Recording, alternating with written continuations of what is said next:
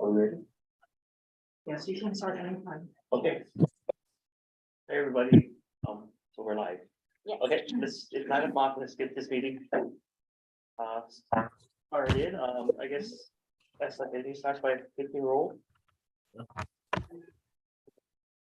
Today we have Chair Don Mende and Directors Sean Sasaki, Jason Bradshaw, and Carol Ryman. Oh, and Louis Oliveira. Thank you, Essa. For directors attending virtually, can you let us know if there's anyone attending at your site? So we can have them identify themselves. By myself. I am by myself too as well. Sorry, I couldn't be there in person. I have a little cold, so I don't want to distribute it to anybody else in the room. All right, thank you for that. I'm by myself as well. Okay, cool. Thank God. All right, Del, can you go over the rules for the testimony? Thank you, Chair. Anyone wishing to present oral testimony should indicate so to the chair.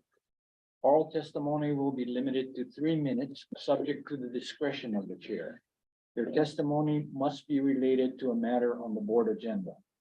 Before you begin your testimony, you should identify yourself and spell your name for the record. After 3 minutes, I will call time, after which you will have 15 seconds to conclude your testimony. Note that this opportunity is for you to share your thoughts with us. If you ask questions during your testimony, neither the board nor the staff is required to provide an answer. For anyone wishing to submit written testimony, instructions for doing so are on the front page of the agenda under the section titled Public Testimony. Thank you for your cooperation. Thank you, Del. All right. What was that? Oh, okay, I guess Mary Alice, I guess you just logged in. Do you have anyone testifying or at your location that you need to identify?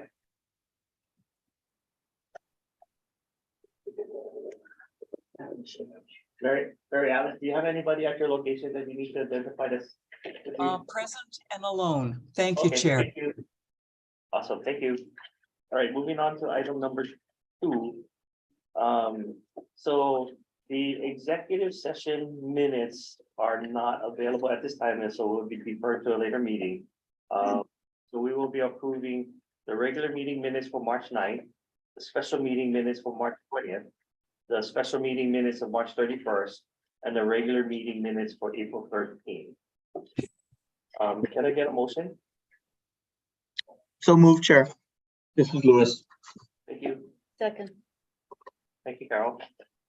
Is there any additions or deletions? No, if not, all in favor? Hi. Aye. Aye. Any opposed?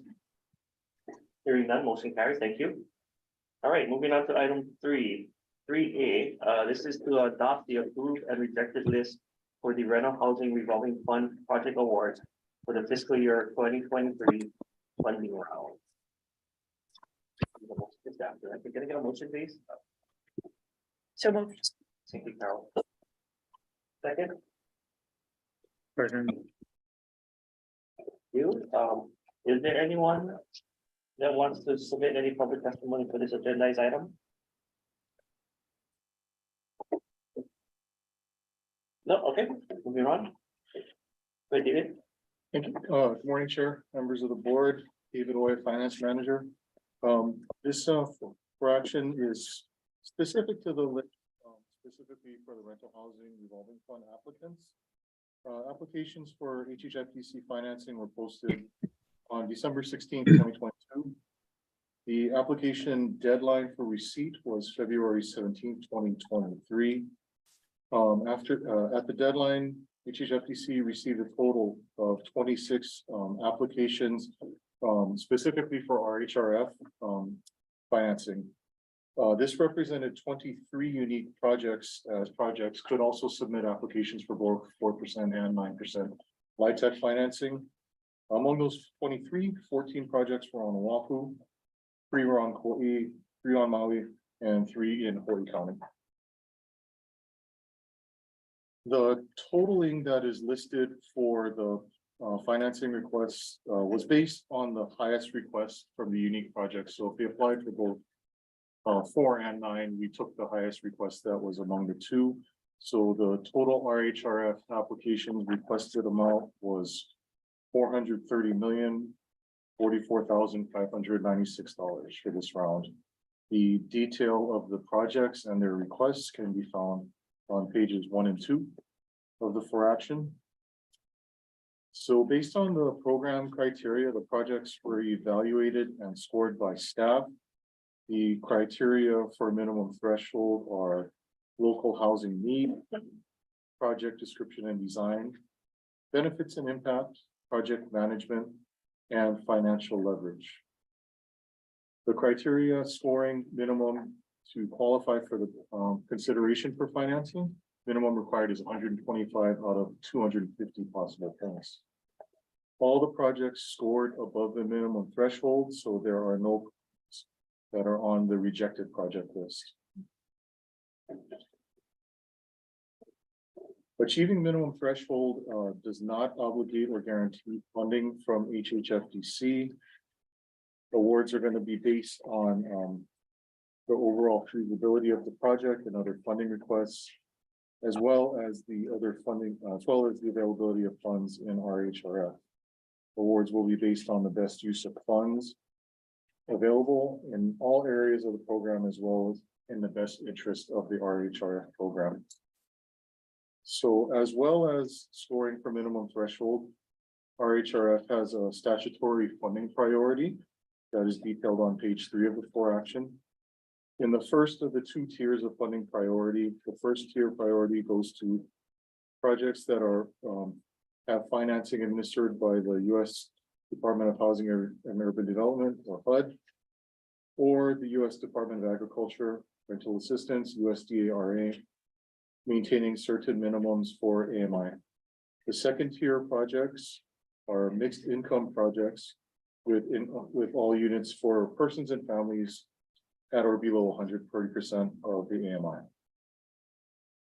The detail of the priority lists are found on pages, actually found on page 4 of the for action.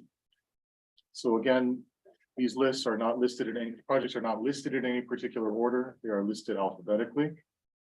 Separate for actions will be presented to recommend specific project awards and provide further project details. This RHRF approved project list remains in effect until HHFDC makes its awards to projects on the list, or until HHFDC and the board approve a new approved project list, whichever is earlier. Staff has reviewed the list and recommends and requests that the board of directors approve the following. Please approve the fiscal year 2023 funding round approved project list for rental housing revolving fund project awards. Again, subject to the conditions that approval of this list does not obligate HHFDC to make an award to any applicant on this list, and that applicants on the RHRF approved list shall not construe approval or as an indication of a guarantee of receiving an award or any other funding from HHFDC. This is also subject to the availability of funds in RHRF. HHFDC may select, reject, or defer applicants' requests if corporation judges such action to be in the best interest of the program. Specific terms of each award for RHRF per project will be determined by staff and presented to the board for its approval at a later time. Final disbursement of funds is subject to the final approval by the governor, and applicants will agree to abide by all terms and conditions that may arise due to the use of public funds. Also requesting authorization of the interim executive director to undertake all tasks necessary to effectuate the purposes of this for action. Thanks, David. Is there any questions from the board? No. So there was no rejections for this round? No. That's pretty good then. Quality application. Quality applications came in this year, Yeah. certainly. Thanks, okay, Most applications we've had and all quality projects came in. all right, very good. So I guess if there's no questions or comments, all in favor? All right. Aye. Aye. Any opposed? All right, hearing none, motion carries. Moving on to item 3D. This is to approve resolution number 184, authorizing the issuance of fully made multifamily tax exempt revenue bonds for the Coa Vista project, Coa Vista 1 project located in Waipahu, Oahu, KMK 194006107. Can I get a motion, please? So moved. Oh, thank you, Mary Alice. Can I get a second? Second. Great. Is there anyone that wants to deliver any public testimony on this agenda item? None? All right, yeah. David again? Thank you. Coa Vista 1 is a 96 unit project in Waipahu. It's consisting of 95 one-bedroom units plus one manager's unit, and it's targeted at the elderly population. The estimated completion of this project is Q2 of 2025 with an affordability period commitment of 61 years. Coa Vista 1 is a part of the 2022 funding round, which is last year's funding round. So on July 14th, 2022, the project was awarded $21,548,935 in tax exempt bonds from the HMMF program, $1,278,599 in federal LIHTC over 10 years, and $1,278,599 in state LIHTC over 5 years, as well as a $17,500,000 award from RHRF. This project is the first of 2 planned buildings, which will eventually total 193 units. The project is currently on its closing calls right now, targeting completion and financial closing by the end of May, with construction beginning shortly thereafter. The HMMF bond is a private placement bond with First Hawaiian Bank to provide support for construction and also permanent financing. The final bond issuance is still subject to the availability of volume cap and approval by the Department of Budget and Finance and the governor. There is also mutual grant of easement that is currently in the process of being executed and will be recorded either simultaneously or prior to the financial closing of the project. Staff has reviewed this request and requests that the board approve Resolution 184, which authorizes the issuance of tax exempt bonds up to $21,548,935, subject to the provisions and conditions recommended in Exhibit B, and authorize the interim executive director to undertake all necessary actions to effectuate the purposes of this fraction. The developer is also joining us remotely if there are any questions by the board. All right, thank you, David. Is there any questions from the board? No. All right. Good. Glad to hear that they got their permits, right? They are fully permitted. We are ready to close at the end, targeting the end of May. Oh, okay. All right, if there's no question, all in favor? Aye. Aye. Any opposed? Seeing none, all right, that motion carries. All right, moving on to item number 3C. This is the update on the modifications approved by the Honolulu City Council to exemptions from statute, ordinance and rules under Chapter 21H, Hawaii Rise statutes, previously approved by the Hawaii Housing Finance and Development Corporation for the Kaho Pili rental for sale project located in Honolulu, Oahu, KMK 111061003. This is just an update, there's no action, but so does anyone want to deliver any public testimony on this item? Nope, all right, go ahead. Do we have a motion? No action, Oh, right? okay. Yeah, Thank you, Chair. Thank you, Board. My name is Albert Palmer, a Housing Development Specialist. So this project called Kaho'apili is located in Salt Lake, on Oahu, and was approved. Project including its requested exemptions under Section 201H HRS was approved by the Board in December 8th, 2022. And on January 25th, 2023, the city council approved the project with modified exemptions via resolution 22-297 CD1. So we are discussing the changes.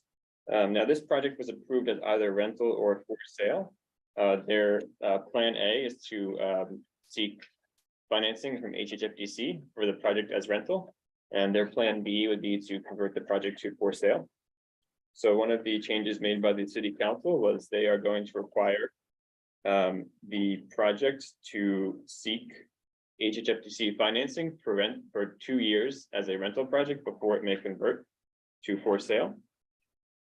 They made changes to some of the exemptions for the wastewater system facility charge. This board had approved exemptions for units at 140% area median income or below. The board modified this in the for sale scenario to units at 120% AMI or below, and in the rental scenario to units at 80% AMI or below, and in this project those units are at 60% AMI and below. The requested exemptions from Board of Water Supply fees were changed to deferrals. The requested exemptions from park dedication requirements were bifurcated, so they apply to only the affordable units in the 120% AMI or below in the for sale scenario, or for the whole project in the rental scenario where there are no market units. They placed a construction deadline within 3 years of the effective date of the resolution. This is fairly typical, and they do usually provide extensions. In the for sale scenario, the affordability was revised according to the chart at the top of page 3 in the for info. And the Department of Planning and Permitting has multiple requests for submittals by the applicant, which were codified in the resolution. For example, they need to submit certain items before the issuance of building permits, and then there are also certain items which have to be issued after the project is completed as follow-up studies. Exhibit D contains the full resolution as passed in its form CD1 by the City Council. And at this point, I would like to ask if there are any questions. All right, thank you, Albert. Any questions from the board? A question. Yeah. So this is gonna be a rental and then it's gonna convert to for sale after, what is it, 2 years? The developer's concern is that the HHFDC financing is very oversubscribed. So there is no guarantee they'll get financing in any given funding round. So they will need to attempt to get, so they'll have to apply to us for financing for 2 funding cycles for 2 years. And if they get award, the project would be rental and would not be for sale. If they don't get award after those 2 attempts, then they could choose to convert the project to for sale. They're not required to, but they could choose to. We're very happy to see this approach by the developer, because rather than just creating a strictly LIHTC project, which is very competitive, they may wait for years before getting funding. They came up with this approach where if they don't get financing after a certain time, they'll pivot to a for sale model so that the units will be built. That's what we need. We need units, Right, and so it we might be need for sale or rental. So initially, their thought was that they could pivot quickly from a rental or LIHTC project to a for sale project. The city council, though, imposed a condition that they must apply for financing for at least 2 years. So it's going to take them at least 2 years before they can pivot to a for sale model if they don't get financing. So we're a little concerned about that. We would have liked the city council to have approved them without requiring them to apply for 2 years, because if they don't get financing, they have to wait 2 years, and we have to wait 2 years for the units to be built. So that was a little bit of a concern, but we're happy that they did approve it. The council did approve the project. Interesting approach. Yeah. So otherwise, they'd have to come back Right. and submit another application to us to convert it to a for sale. So this way, the approval is all done up front. Mhm. Sorry about that. Good. Yeah. Interesting. And then, any other questions? And I noticed that they added a traffic study, right, into the new.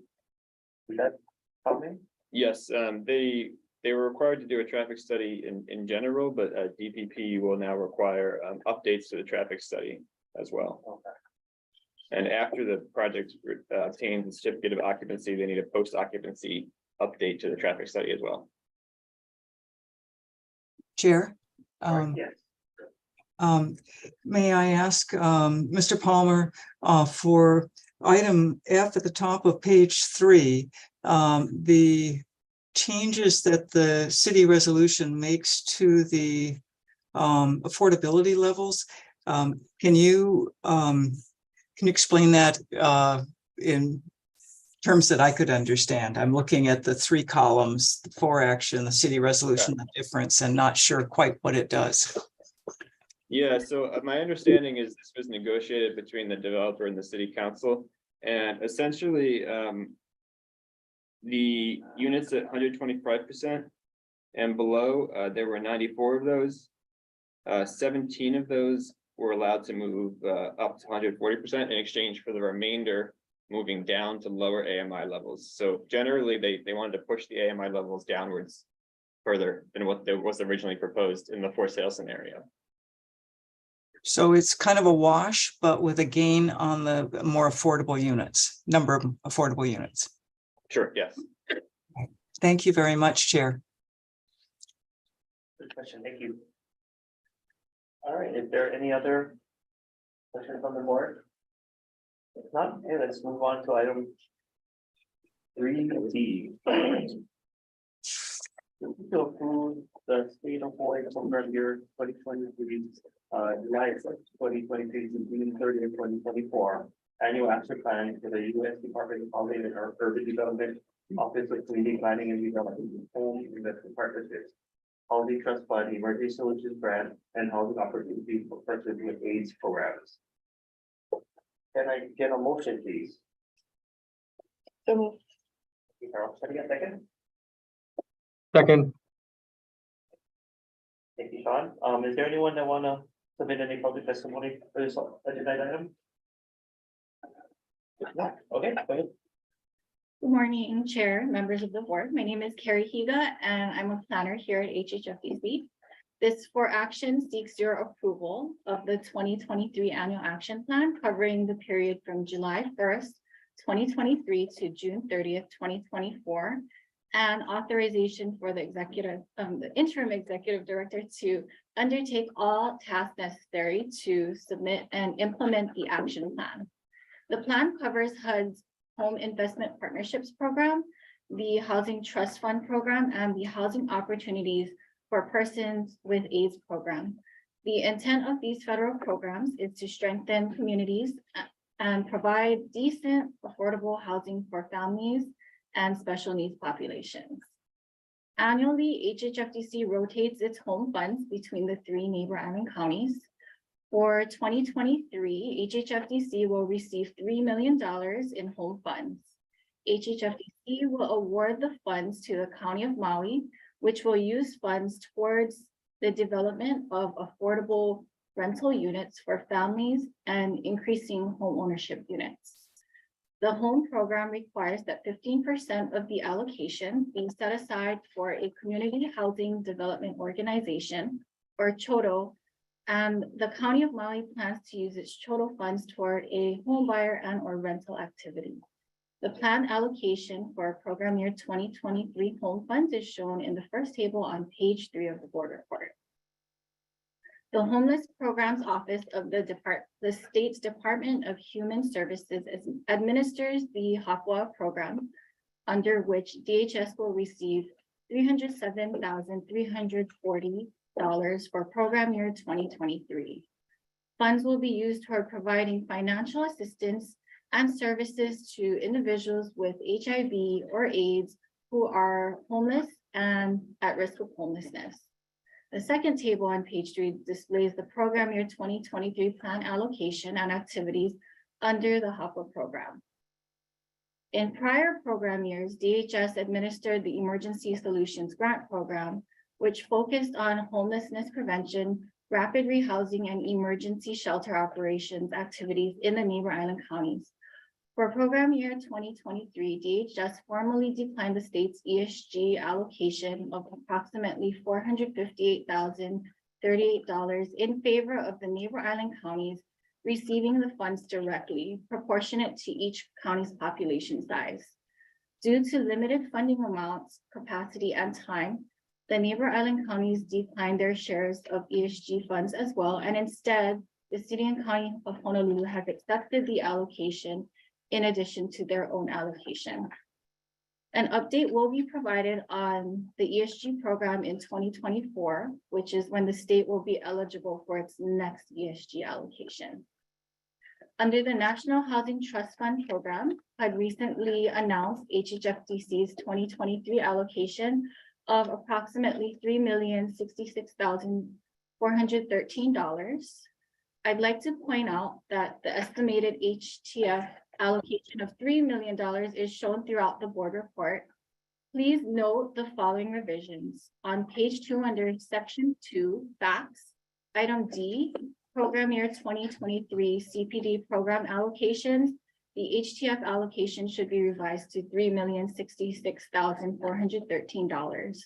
The same revision should be applied to page 3 under section 3, discussion item D, National Housing Trust Fund, and the table on page 4 should reflect $2,759,771.70 for Maui County's production or preservation of rental units, and $153,320.65 for Maui County's administration of the program.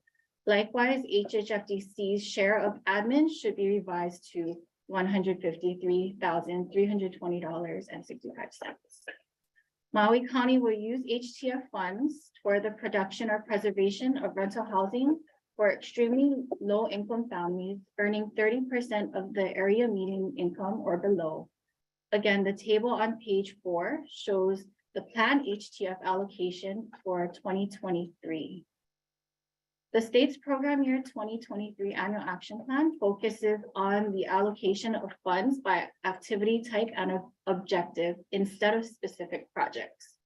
Upon the selection of each project, the County of Maui will inform the community of their selections by issuing a 30-day public notice containing detailed project information along with a 30-day comment period. The program year 2023 draft annual action plan was subject to a 30-day public comment period and no comments were received. The action plan is also an application for home HTF and HOPWA funds due to HUD by May 15th. If approved, we anticipate submitting the annual action plan to HUD tomorrow. That concludes this presentation and I'm available for questions. Thank you, Carrie. Anybody have any questions from the board?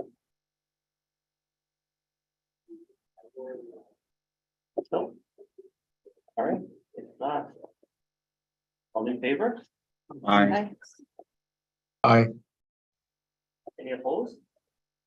Hearing none, all right, motion carried, thank you.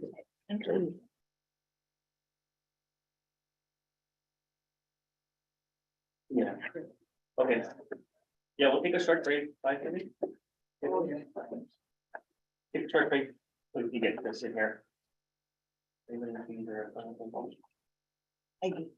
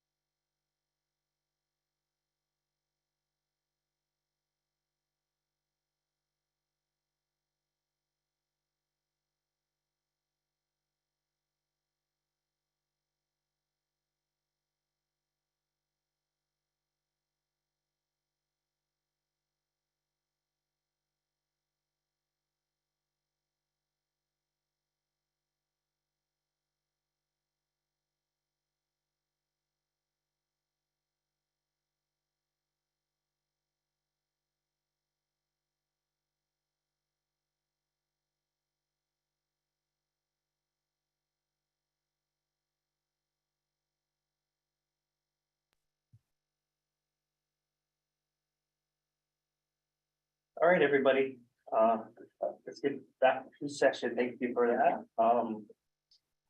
And you can leave.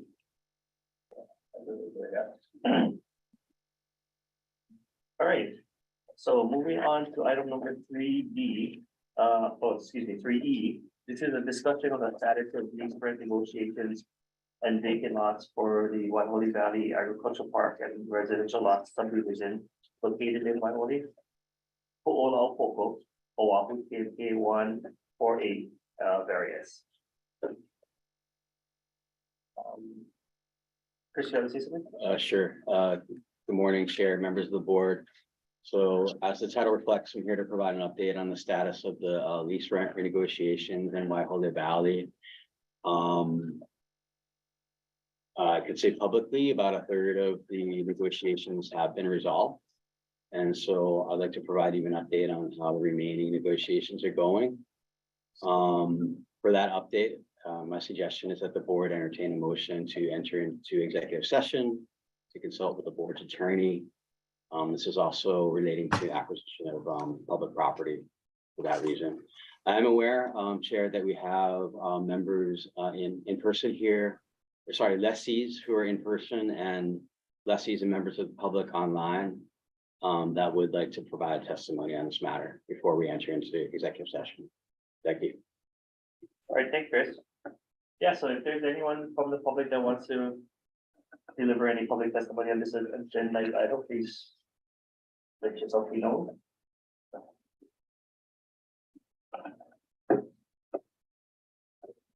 So we have, I believe, two persons present, Chair, who would like to provide testimony. I believe we have a group online as well that would like to provide testimony. So they should probably raise their hands. Like, Yeah, so. please let us know if you wanna. Who's that? Top corner, sir? Yeah. Keep fighting, go ahead, you can, as soon as you begin, we'll start your 3 minutes.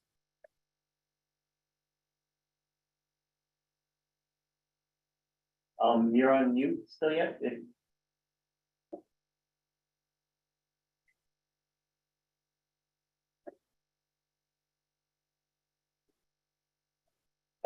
Okay, I guess we'll move on to the next, one. We'll come back to you. Is there anyone else? Please raise your hand and let us. Yeah, I guess not. Is everyone here? Yeah, there should Do be. you want to give any, please, state your name for the record and then go ahead. We'll start your 2 minutes after that. Sure, thank you. My name is John Rapun. I'm one of the ag lot lessees, part of the Mahiaoa Holy Group that signed our agreements. Looking ahead, I wanted to also introduce, I wonder if I can ask Nathan Miranda to come up as well. Sure. Nathan is also a lessee. Both my parents are. His parents are, yeah. Wild Holy Botanicals on the Mauka side of Kamehameha Highway, Koku side of Waiholi Valley Road, where the two come together. And but also mostly wanted to introduce Nathan as also as a director of the Windward Soil and Water Conservation District. And just so you folks are aware, I think our hope is that as we go ahead, that we go more with a carrot than a stick, as we're looking at the ag lots in particular in terms of compliance. We did a conservation plan back in the 2000s. The primary reason for doing the conservation plan, the impetus for that was primarily that we needed to create a different access into our farm. And so the doing a conservation plan, becoming a cooperator with the district, and Nathan can describe how that works a little bit, is one way of assisting farmers to be able to do things like making roadways and so on. The districts have a certain amount, or I wonder if you can describe a little bit of how the districts work and how conservation plans work. Sure, yeah, basically, what we do as the district is we work with planners, and there's a few different agencies that can create plans like NRCS, Oahu RCND, and HACD. And then once a cooperator comes in, gets a conservation plan, it kind of helps them have a guide on how they wanna start working on their farm or continue working on an existing farm that is already in production, but it does help, you know, people if they need to get stockpiling permits, the conservation plan kind of helps them do that if it makes sense. They don't have to go to DPP as long as they have that in their conservation plan. So it makes it easier for farmers, especially I know one past cooperator who came in, he got fined for tilling up his papaya fields because he didn't have a permit to open that much square footage. So conservation plans helps protect farmers from having to incur those unnecessary expenses.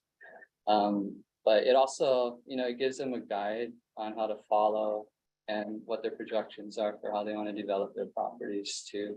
So once they have that in place, they come back to the Soil Water Conservation Board and then we approve the plan. I think it's for about a 5-year term. And then, you know, they are supposed to come in and renew them every 5 years with us.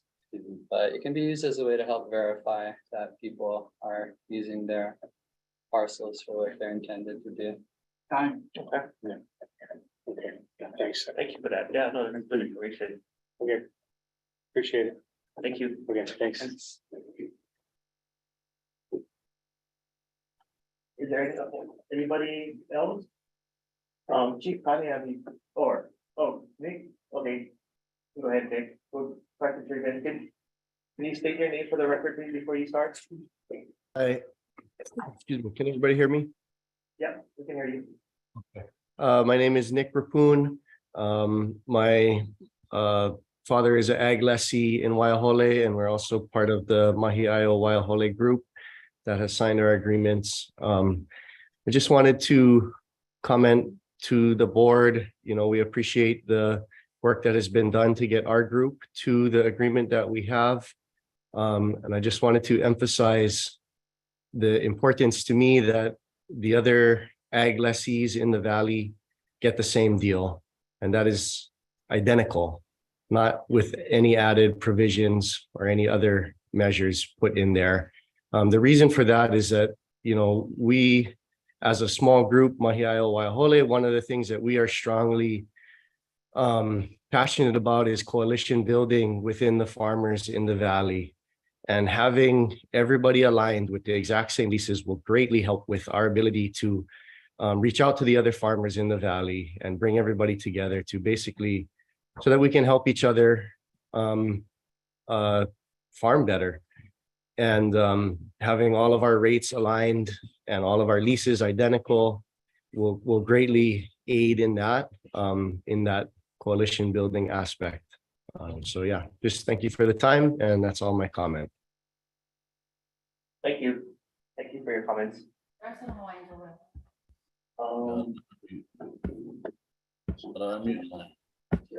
There's a speaker way over here on the bottom on the left. There. So Can you hear us? Can you hear us now? Are you ready to give your testimony? It's okay. Can you please? Can you guys hear us? Yeah, we can hear you now. Okay. All right, let me turn on the volume on this speaker.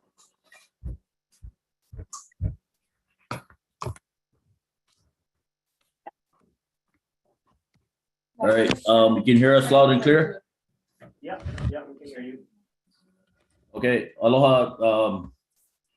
I'm Chief Nuilo Akane. I am with Waihole Waikane Hawaiian Homestead Association.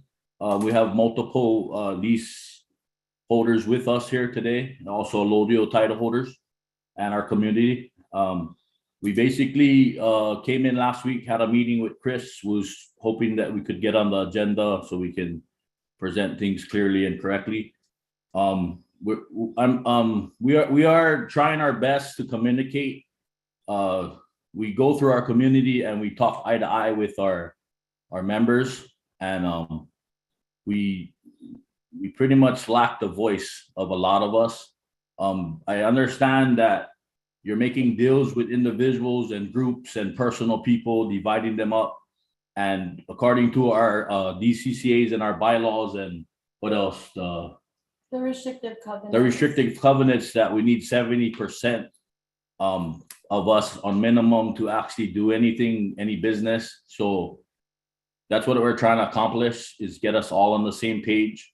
For some of us to jump ahead and start signing is premature. You need everybody's opinion and facts, and that everything will be fair here, especially now that we have the voice of the native tenants and the Hawaiians and everybody else that you need to hear from. It's important that we be transparent, and we're trying to keep things fair here in our valley, and slowly but surely go outside of our community to help everyone we can.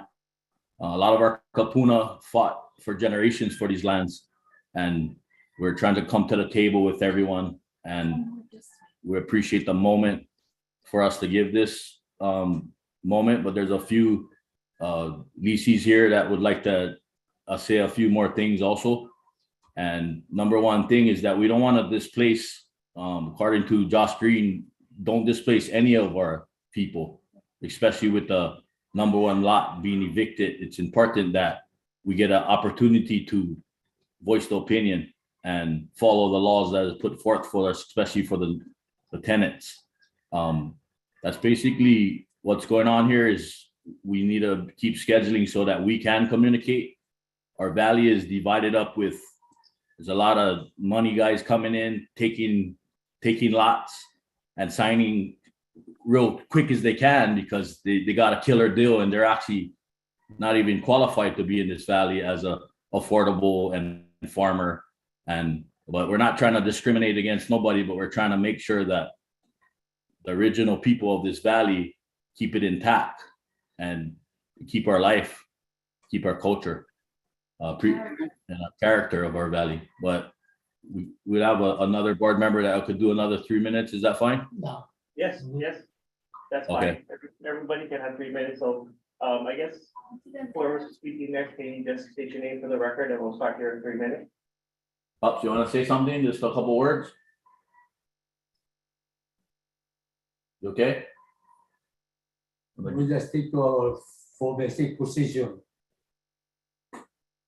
Our 4 basic position is to stop all eviction, pay law and receive more rent, expand agriculture, and to respect the integrity of this community, the lifestyle of this community. Thank you. That's Mr. Royals. Thank you for that. Mama, Is there you anybody else? understand? You okay? Okay. Lani, would you like to say anything? Introduce your name. I'm Lele Hualani You're Kane also Fafaro. I would like to thank the other farmers for thinking of all of us, but I also want to make clear that when the state, Hawaii Housing Finance, entered into an agreement with the other farmers without the rest of the lessees vote and understanding it, we haven't even been able to review those contracts. It's not fair. We all have to be able to look at it, be transparent, and allow the community to vote on the changes that have taken place on those contracts, if any has. And when we're talking about the specific rent, we have to agree to those numbers. And if those numbers have not been agreed upon, we need to go to arbitration. And that is specifically in our covenants. And we're asking the board to please review the restrictive covenants and the documents that apply here to our leases, and so that we all have a clear understanding and that it's interpreted properly. And if you move this ba'a without the rest of the crew, it's going to sink. That's what I'm going to say. So please do not let our valley sink. Let our people be just out in the ocean. Please look at us as a hui, as a ohana, as a family, as a village in this beautiful community, and treat us fairly. That's what I ask for. And I thank you. Thank you for your testimony. Is there anyone else? I see, maybe, is that, am I pronouncing that correct? Yeah, it's shortened. So my name is Michael Makanani Okalani Nui Loa Ivy. Okay. Good morning, Chair and members of the board. I'm sorry I can't get my camera fixed. So on my side, it's showing that my face isn't here, but I am here. I just wanted to echo what cousin Nick Rapoon, cousin Leilani, cousin Elijah, uncles and aunties all said. I'm here today to kind of raise awareness of a lot of the different issues that are kind of being swept under the rug, trying to get everybody on the same page, transparency, and act with Pono. I just wanted to say a lot of this is happening following historical precedents, right? There was COVID that just happened. I have recently just finished working for the legislature, and I was in conversations with Brian Miyamoto of the Hawaiian Farmers Bureau. He was trying to get a clause in for force majeure. This would be an act of force majeure. These last 2 to 3 years have really forced a lot of farmers to kind of take a hit in terms of their finances. So if you want to go back to the original covenant and purpose of the HHFDC, which is, your mission is to provide housing and the dream of housing and development. Also, the covenant of this valley is to keep agriculture in this valley. So I really want you to question, what are your motives right now? Are we trying to negotiate with everybody, get everyone on the same page? Are we trying to do what's best for them? Or are we trying to do what's best from a financial perspective? Because a lot of these things are following one after another. And I realized that the governor just passed a proclamation for emergency affordable housing, but we have to make sure that a lot of red tape is being lifted right now. One of the cousins talked about conservation, and we don't want to be too rushed in these. So taking more time and trying to get, like the covenant says, 70%, get everybody on the same page and in agreement for the new lease documents. Appreciate your time. Thank you. All right, thank you for your testimony. Is there anyone else? All right, okay, I don't see any. So I guess moving back to so I guess, can I get a motion for the board of directors of the Hawaii Housing Finance and Development Corporation anticipate convening an executive session pursuant to section 92-5A3 Hawaii Revised Statutes HRS to deliberate the authority of persons designated by the board to conduct negotiations to acquire public property or during the conduct of such negotiations and section 92-5A4 HRS to consult with the board's attorney on questions or issues regarding the board's power, duties, privileges, immunities, and liabilities as it relates to this matter. Can I get a motion to enter the executive session? Second. Thank you, Carol. All in favor? Aye. Aye. Any opposed? All right, hearing none, we are in executive session. Thank you.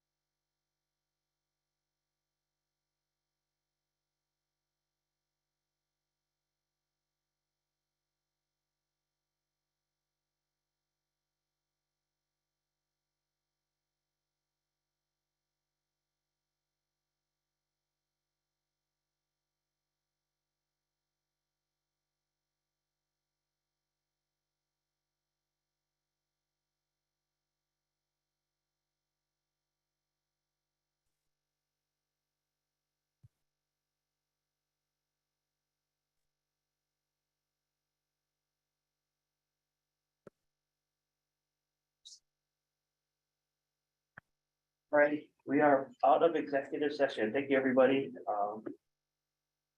We have to discuss some information. Yeah, thank you, Chair and board members for providing the opportunity to discuss the status of the lease rent renegotiations in Waihole. We had several testifiers before we went into executive session. I just wanted to make a statement for the record, just clarifying, I think what may be some confusion about the process. HHFDC has ground leases, they're individual contracts with 91 lessees in Waihole Valley. And those contracts allow the parties to negotiate the lease rent individually. There is reference made to the subdivisions, declaration of restrictive covenants, and reference to a 75% provision in that declaration.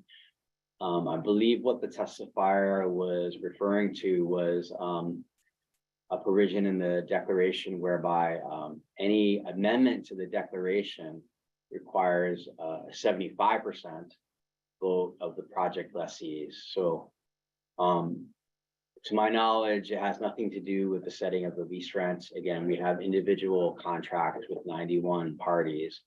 And so that's how we're going about the lease rent renegotiations and the setting of rent. All right, Chris, thanks. Thank you. Thanks for that clarification. Okay, so moving on to the executive director report. Yes, Chair, members, my report is before you. I'll just give a brief high-level overview of the legislative session. So in terms of budget for the dwelling unit revolving fund, we received $100 million for that biennium, $50 million for each year. And for the rental housing revolving fund, we received $280 million for the biennium, $100 million for fiscal year 24, and $180 million for fiscal 25. So those are substantial amounts, and we're pleased with those. It doesn't cover what the governor had requested initially, the $200 million for DERF. But it does leave us with sufficient funds to maintain the programs that we have been running for the past several years. We are also seeking 3 positions: a project manager, a housing sales coordinator, and an IT specialist, and we did receive funding for those 3 positions. Some of the other bills of interest are House Bill 677. This is the DERF home equity bill. And what this will do is allow us to purchase equity in units to lower the cost paid by home buyers. And the bill was modified by the legislature so that it now targets occupations where there's a shortage of workers, and the bill specifies occupations such as healthcare workers, educators, police officers, and it leaves the discretion to HHFDC to broaden the pool of eligible workers. So we intend to draft admin rules quickly because we want to implement this program right away. There's also House Bill 923, which will help us to resolve the bond cap issue with the city. The city has been withholding their bond cap. This allows us to come to an agreement with the city whereby they will give their bond cap back to us, and in return, we will award their amount of bonds to city projects. So we've been having discussions with the city and hope to enter into an agreement soon. That'll come before the board so that we can once again award the city share of bonds for city projects. It just makes the process much more efficient rather than have them going to the city to apply for bonds, but having them come to us to apply for LIHTC and with the Housing Revolving Fund. There is also House Bill 1397, which establishes a supportive housing pilot program. HHFDC is part of that program, and we're happy to play any role that we can to support supportive housing. This is a multi-agency effort. We can have a role in financing it, but it also requires assistance by HBHA to provide Section 8 vouchers and also the nonprofit sector to provide the on-site supportive health support services. So that's what a recap of the legislative session. I'd like to thank Dell for his assistance and also Cynthia Nyros in particular for our legislative coordinator for her support. She really helped us track all the bills. And also to David Oy, because there was a lot of interest this year about rental housing revolving fund and the bond cap. So he was very helpful and explaining that to legislators also. And just to note also for the development branch, they did issue the RFP for the northwest corner parcel in Kapolei a couple of weeks ago. So that's our cornerstone parcel in Kapolei. It's about 20 acres. It shares the same parcel where the veterans home is being built right now. So this is our last big parcel there. We think it could be easily over 500 units being built there. So we're very anxiously waiting to see what proposal we receive for that. Awesome. That's great. All right, any questions? Or do you? All right, so before we adjourn, I wanted to create the permitted interactive group for the executive director search and selection. Which would oversee the search and the selection process of a new executive director for HHFDC. Mary Alice, I know was mentioned that David wanted representation on the page. Is that still true? Dane did not speak to me about that. I did note that in the minutes. But I haven't had any communication from either Director Tokioka or Deputy Director Wicker on that issue. However, it was, I noted that Dane did ask for that at the previous meeting. So you mind following up because we can. Yes, I will. I'll add the bed representation and it's not so that we can, I get this right, and then we do it for next year. Yes, I will follow up and get back to you shortly. Okay, you know what, we'll wait there. Okay. Yeah, she created and saw it, okay. Okay, plus Gary isn't here either. Okay, thank you, Mary Alice. You're welcome. So, that being said, then can we have a motion to adjourn? So moved. Thank you. In a second? Okay. All right, all in favor? Aye. Aye. Thank you, everyone. Thanks, everybody. My right.